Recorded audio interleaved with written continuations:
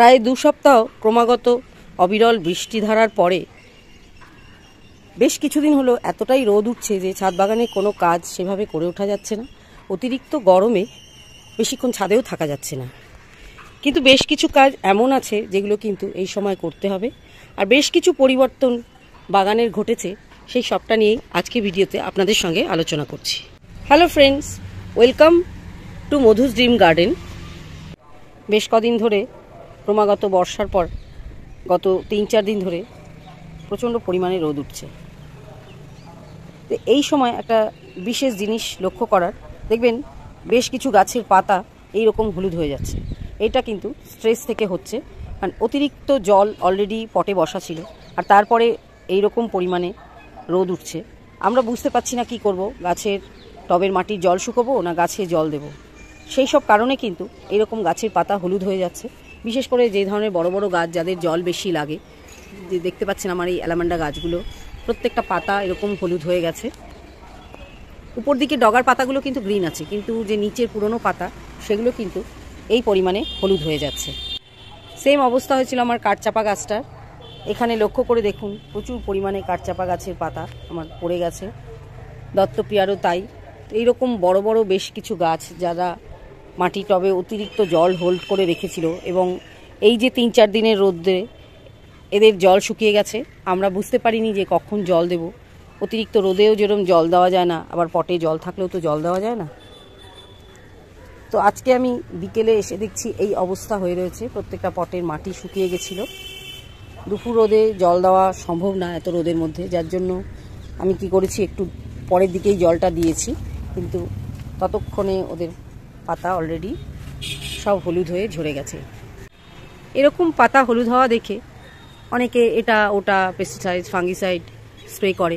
আমি কিন্তু কিছুই করি না।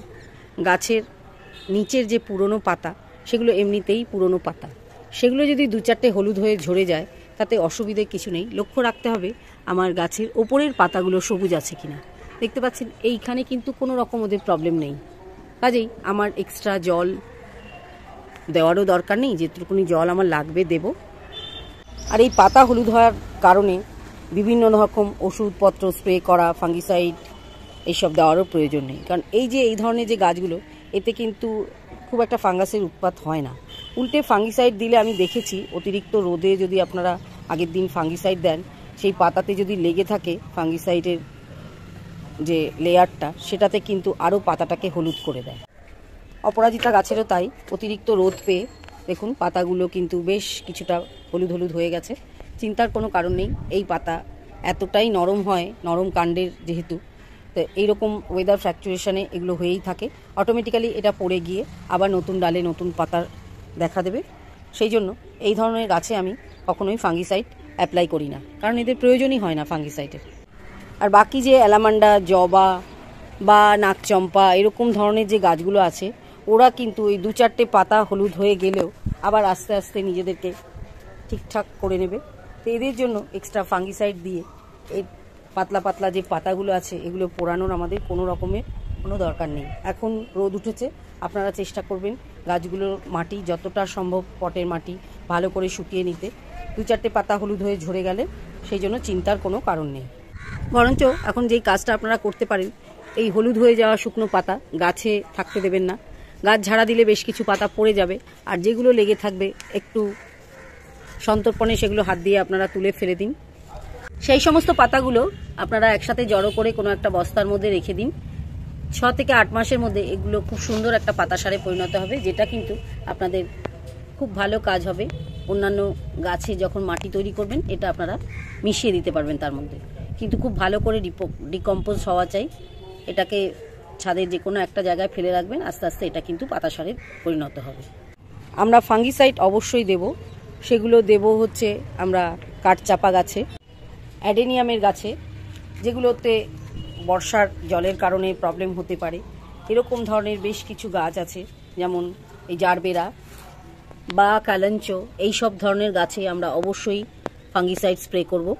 এখন আপনারা আপনাদের গোলাপ গাছগুলোতেও ফাঙ্গিসাইডের অ্যাপ্লাই করতে পারেন। আপনারা অর্কিডে একটু সামান্য হলেও ফাঙ্গিসাইড অ্যাপ্লাই করতে পারেন, যদিও অর্কিড বর্ষার জল খুবই ভালোবাসে, কিন্তু এর গোড়ায় অতিরিক্ত জল জমে থাকলে সেক্ষেত্রে কিন্তু হিতে বিপরীত হয়। সেই জন্য আপনারা কিন্তু অর্কিডেও ফাঙ্গিসাইড দিতে পারেন।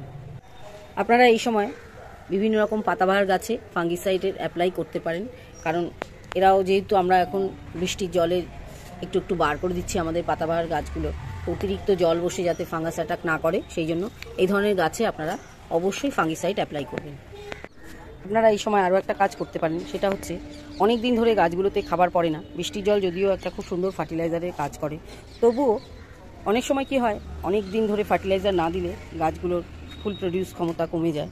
তো সেই সব কারণে এই ধরনের যে গাছগুলো আছে, ধরুন রঙ্গন, মাধবীলতা, জবা, মানে আমি সেই সমস্ত গাছগুলোর কথা বলছি যারা পার্মানেন্ট ফুলের গাছ এবং গরম আর বর্ষার বা শীত আসার আগে পর্যন্ত ক্রমাগত ফুল দেয়, সেই সমস্ত গাছগুলো।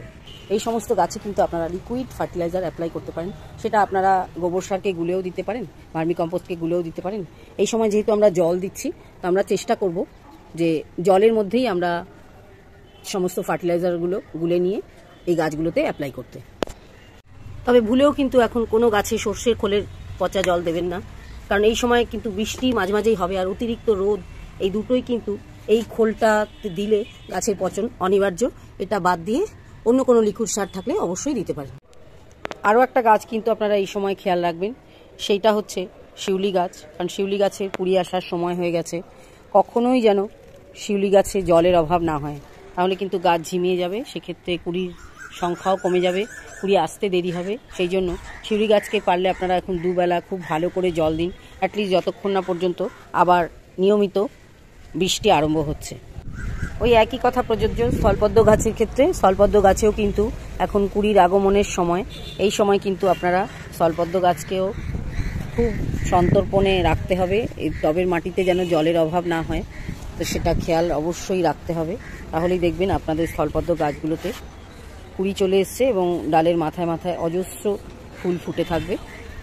আর এই কুড়ি আসার জন্য আরও একটা কাজ যেটা করতে হবে আপনাদের, যারা এখনও পর্যন্ত শিউলি গাছে আর স্থলপদ্ম গাছে মিক্স ফার্টিলাইজারের প্রয়োগ করেননি, এই যে রোদ্দুরটা বেরোচ্ছে এই সময় কিন্তু আপনারা এই কাজটাও করে নিতে পারেন।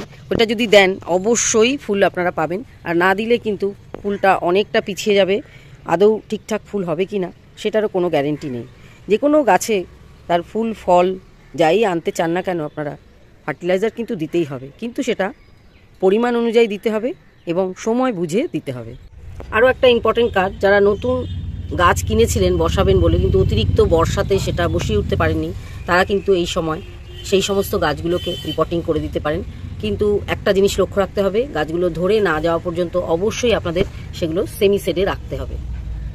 এই সময় আপনারা আরও একটা ইম্পর্টেন্ট কাজ করে নিতে পারেন, যে সমস্ত পটের পুরনো মাটি আপনারা সময়ের অভাবে বা বৃষ্টি নেমে পড়েছিল দেখে শুকোতে পারেননি, সেই সব পটের মাটিগুলো কিন্তু এই কড়া রোদে আপনারা শুকিয়ে বস্তাবন্দি করে গুঁড়ো করে চেলে রেখে দিতে পারেন, যেগুলো কিন্তু আপনাদের শীতের গাছে মাটি তৈরি করতে খুবই সাহায্য করবে।